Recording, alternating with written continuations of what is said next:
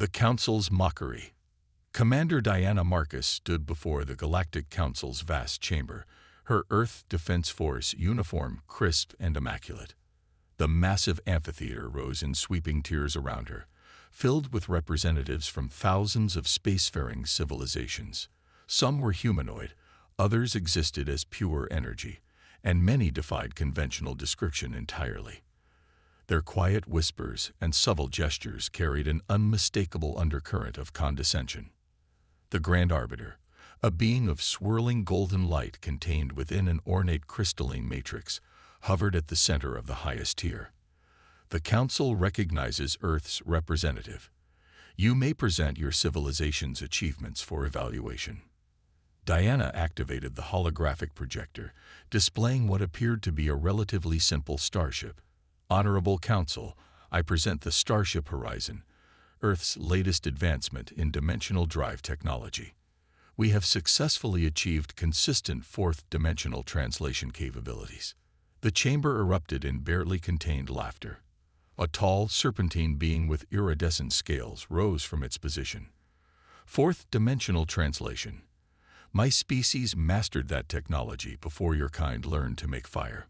More laughter followed. Diana maintained her composure, though her first officer, James Harrison, tensed beside her. Their chief engineer, Rashid Karim, kept his eyes forward, his expression neutral despite the mockery. A crystalline entity pulsed with amused light. Perhaps we should explain to our primitive colleagues that advanced civilizations are exploring eighth-dimensional space. This is like watching an infant proudly demonstrate their first steps. The Grand Arbiter raised a tendril of energy for silence.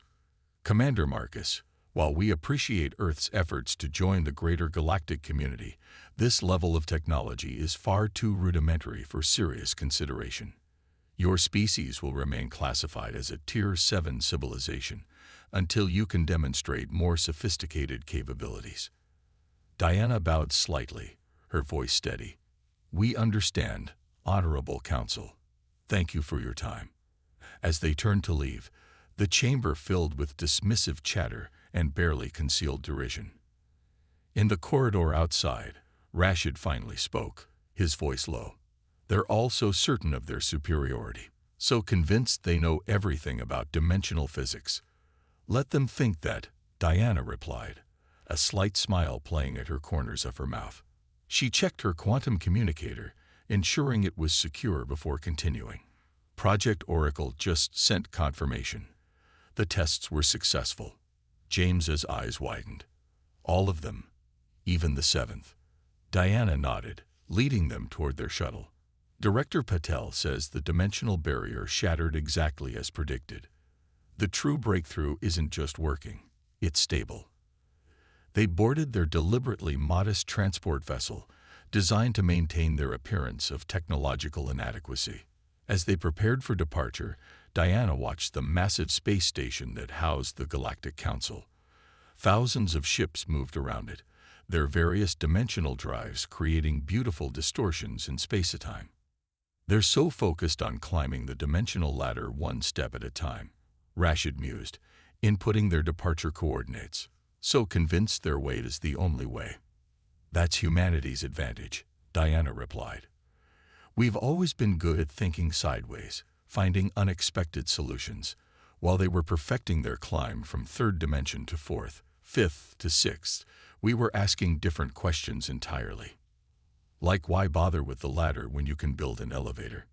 James added with a grin. The transport detached from the station, beginning its journey back to Earth. Behind them, the Council continued their sessions, smugly certain in their assessment of humanity's capabilities. They had no idea that deep beneath Earth's oceans, in facilities unknown to any alien intelligence, humanity had already broken through to something unprecedented. Diana watched the stars streak by, remembering the laughter in the council chamber. Soon, very soon, that laughter would stop. Not because humanity had followed their expected path of development, but because they had found something entirely new, something that would change the balance of power in the galaxy forever. The real question wasn't whether humanity could climb the dimensional ladder. The question was what happened when you ignored the ladder entirely and simply stepped sideways through reality itself. Hidden depths. 5 kilometers beneath the Pacific Ocean floor, Director Prisha Patel stood in a chamber that shouldn't exist according to conventional physics. The massive underground facility, known only as Oracle Deep, hummed with power that made reality itself shiver. Around her, dozens of scientists and engineers worked at quantum interfaces, monitoring calculations that would make most alien theorists question their sanity. "Transfer sequence complete," announced Dr. Victor Novak, his hands dancing over a holographic control panel. The dimensional aperture is holding steady at 7 sigmas. At the center of the chamber, suspended in a containment field that cost more than most nations' annual budgets, floated what appeared to be a tear in reality itself. The object, if it could be called that, existed in 7 dimensions simultaneously, its true form impossible for human eyes to fully comprehend.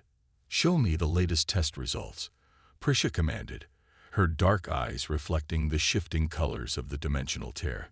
A 3-dimensional projection materialized, showing data streams that would seem like gibberish to even the most advanced alien scientists. "The aliens think dimensional travel is like climbing a ladder," Victor explained to the newly arrived military observers. "They believe you must master each dimension sequentially, 3rd, 4th, 5th, and so on. Their entire understanding of physics is built on this assumption."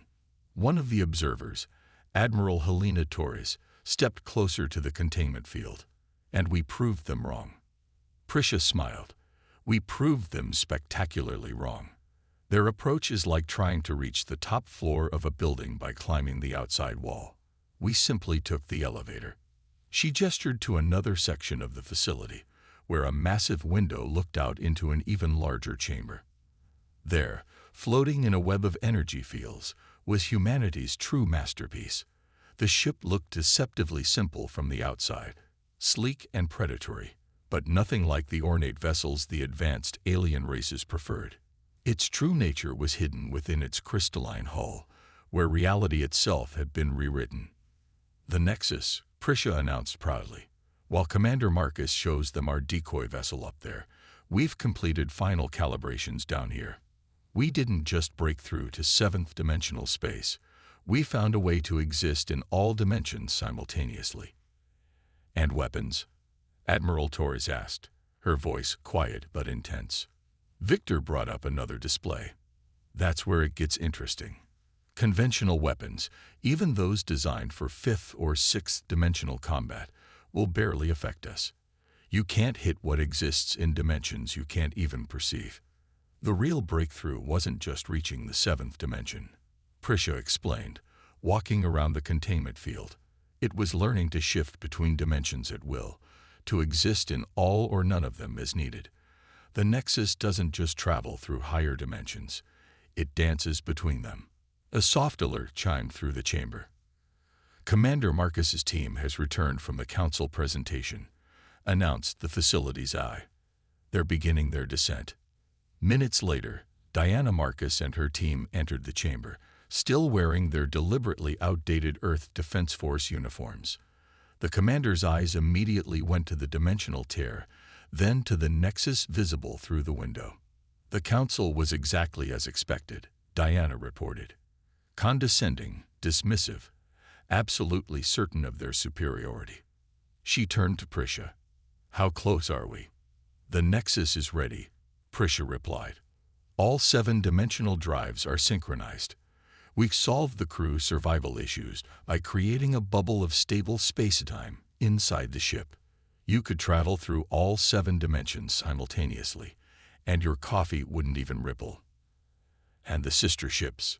The Helios, Aurora, and Quantum are all at 95% completion. 2 weeks, maximum." Admiral Torres stepped forward.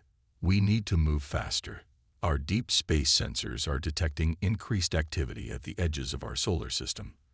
The advanced races are getting suspicious. They're starting to notice anomalies from our tests, even if they don't understand what they're seeing." Diana walked to the window, staring at the Nexus. "Let them come. They think we're children playing with simple toys.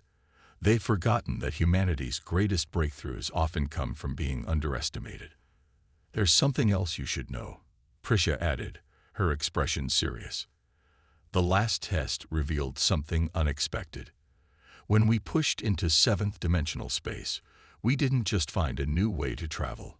We found something else, something that could change everything. The chamber fell silent as Prisha pulled up a new set of readings.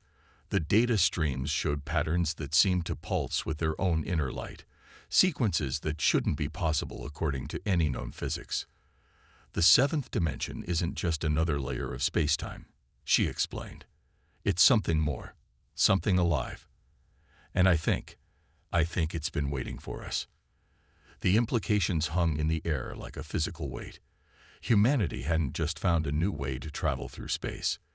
They'd discovered something that the advanced races, for all their supposed superiority, had missed entirely in their methodical climbing of the dimensional ladder. The question was no longer whether humanity could match the advanced races. The question was whether the advanced races were prepared for what humanity had found. The ultimatum. The emergency alert shattered the pre-dawn silence at Oracle Deep. Director Patel was already awake, reviewing dimensional calculations when her quantum interface flashed red. The message came directly from Earth's orbital defense network. Massive dimensional distortions detected at the edge of the solar system.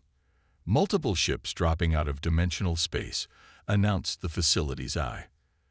Configuration matches known vessels from the Advanced Coalition. Current count, 300 and rising. Commander Diana Marcus arrived at the command center minutes later, her uniform hastily donned. They're not even trying to be subtle anymore, she observed, watching the tactical display as more alien ships appeared.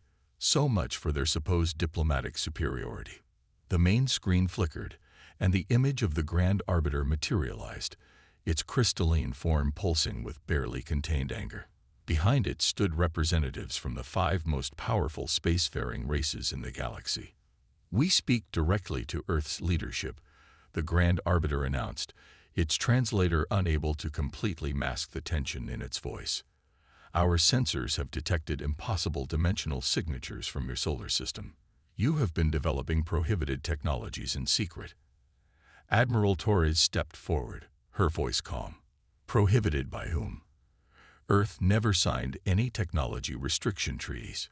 Your species was deemed too primitive to require such agreements," a serpentine being hissed. "Yet our deep space arrays have recorded energy patterns that should be impossible for your level of advancement. Patterns that suggest manipulation of dimensional barriers far beyond fifth-dimensional space." Director Patel exchanged glances with Dr. Novak. Their containment systems should have hidden all traces of the seventh-dimensional experiments. Unless the seventh dimension itself revealed us, Victor whispered, understanding dawning in his eyes. "It's not just alive, it's conscious, and it wants to be found." The Grand Arbiter's form flared brightly. "The Coalition has reached a unanimous decision. Earth has 2 options. Submit to immediate technological oversight and surrender all research into dimensional physics, or face immediate military intervention." "You're asking us to give up our sovereignty," Admiral Torres replied, her voice hard. "To submit to alien control because we achieved something you thought impossible." "We are offering you protection from your own reckless advancement," another alien representative countered, this one a shifting mass of geometric patterns. "Your species is like a child that has found a quantum weapon. You cannot comprehend the forces you are tampering with." Diana stepped forward. "And if we refuse? Then the combined fleets of the 5 most advanced civilizations in known space will ensure Earth's compliance. You have 6 hours to submit your response. Choose wisely." The transmission cut off, leaving the command center in tense silence. "They're scared," Prisha observed, studying the sensor readings of the gathered fleet. "Not just of what we might have discovered, but of what it means for their understanding of the universe. Their entire civilization is built on the belief that dimensional mastery must follow a specific path." "Status of the Nexus," Admiral Torres demanded. "Final calibrations complete. Victor reported. The Helios and Aurora can be ready in 12 hours. Quantum will need at least 24. We don't have 24 hours, Diana pointed out. We barely have 6. Priscia's quantum interface chimed with a new alert. The dimensional tear in the containment chamber was pulsing with unprecedented energy. Something's happening, she announced, her fingers flying over the controls. The 7th dimension. It's responding to their presence. It's singing. The readings defied conventional analysis. The 7th dimensional space wasn't just reacting. It was reaching out, trying to communicate in ways that transcended normal space-time. Director, Victor called out, his voice urgent. You need to see this. The patterns in the dimensional frequency. They're not random. They're a language. The most ancient language in the universe. Admiral Torres straightened her uniform. How long to get the Nexus ready for launch? 3 hours, Priscia replied. But we've never attempted a full dimensional shift with a crew aboard. The theoretical models say it's safe, but theory becomes practice today, Diana declared. We're out of time for caution. Humanity didn't get this far by playing it safe. Through the massive window, the Nexus seemed to pulse with its own inner light, as if responding to the 7th dimension song. In orbit above, the alien fleet waited, their weapons charged, their commanders certain of their technological superiority. They had no idea they were about to witness something that would shatter not just their military might, but their entire understanding of the universe. The 7th dimension had chosen humanity for a reason, and that reason was about to become clear to everyone. As the countdown to humanity's response began, Director Patel couldn't help but smile. The aliens thought they were coming to put humanity in its place. Instead, they were about to learn that the true masters of dimensional space weren't those who climbed the ladder, but those who dared to break it entirely. Shattered reality. The launch bay of Oracle Deep thrummed with nervous energy as the Nexus's crew made final preparations. Commander Diana Marcus stood at the ship's main airlock, watching her crew board. Each member had been chosen not just for their skills, but for their ability to adapt to the impossible. Today, they would need that ability more than ever. Final systems check complete, Dr. Victor Novak reported, his voice echoing through the quantum comm. Dimensional barriers are stable. The 7th dimensional core is, well, it's singing more intensely now. Director Patel's voice came through next. We've decoded more of the patterns. They're not just a language. They're instructions. The 7th dimension isn't just reaching out to us. It's trying to teach us something. Diana boarded the Nexus, making her way to the bridge. Unlike conventional starships, the Nexus interior seemed to shift and flow, its corridors existing in multiple dimensional states simultaneously. The effect would have been disorienting if not for the carefully maintained bubble of stable space-time protecting the crew. All hands, this is the commander, Diana announced, settling into her command chair. In 3 minutes, we make history, not by following the path others have laid out, but by forging our own. The massive doors above Oracle Deep began to part, allowing millions of tons of ocean water to rush in through carefully controlled force fields. The Nexus hung suspended in its launch cradle, its crystalline hull pulsing with otherworldly energy. The alien fleet is moving into attack formation, Admiral Torres reported from the command center. They're positioning ships to blanket the entire planet with 5th and 6th dimensional weapon coverage. Let them, Diana replied calmly.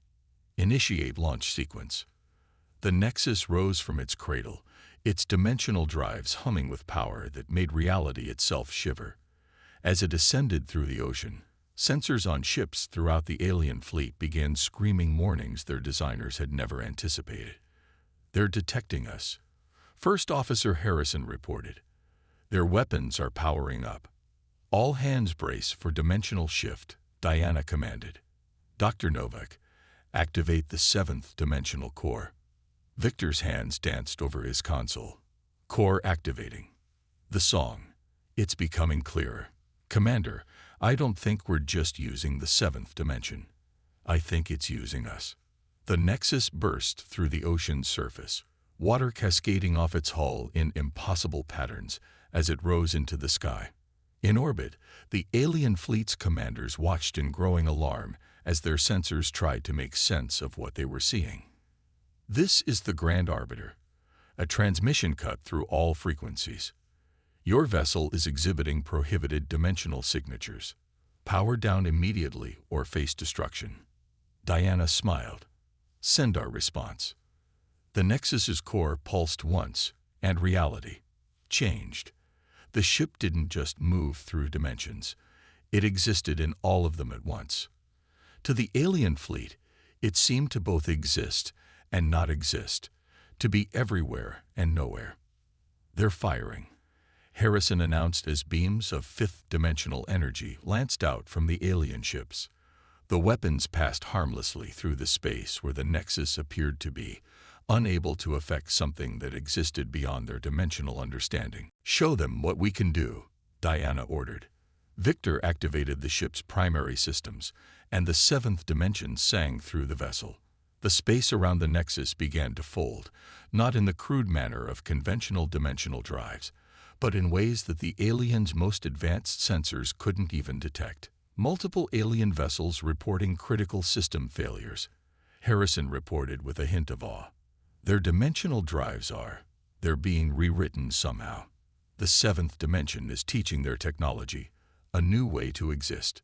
On their screens, they watched as ship after ship in the alien fleet began to power down, their crews watching in helpless amazement as their supposedly superior technology was transformed by forces they couldn't comprehend.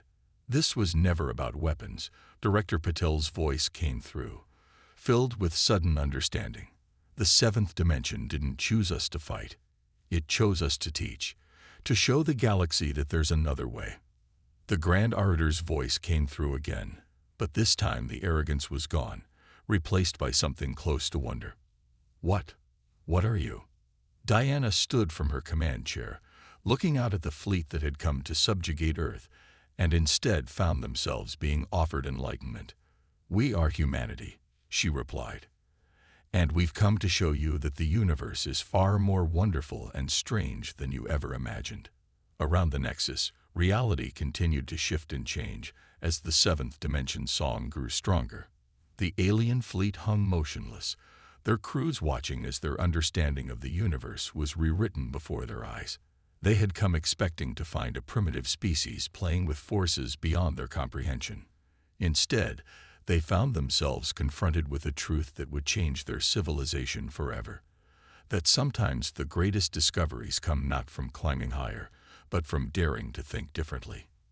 The day the aliens came to teach humanity its place became the day humanity taught the galaxy a lesson about the true nature of innovation, courage, and the infinite possibilities that exist when you dare to break free from conventional wisdom.